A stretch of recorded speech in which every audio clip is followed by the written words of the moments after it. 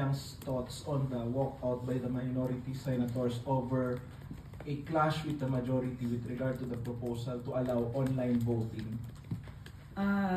Lumalabas po talaga na maayos naman ang mga rules at nais lamang nila itong baguhin. Nadiligan po natin mismo kay Senator Alan Cayetano na ang hindi pagpunta at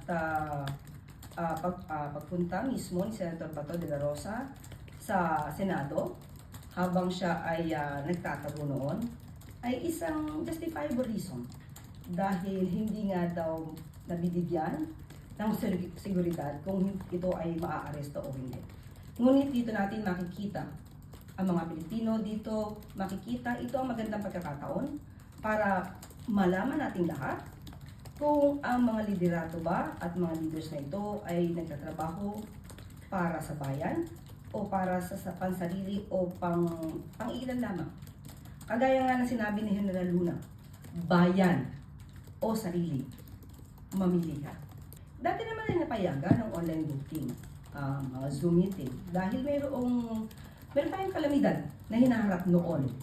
At sa pagkakataong ito ay wala naman tayong masasabi na anumang force majeure, calamity, na mag-justify ng mga online voting. But still, muli, ito ay nasa kanilang pagpapasya. Wala sa pagpapasya ng administrasyon, wala sa pagpapasya ng Pangulo.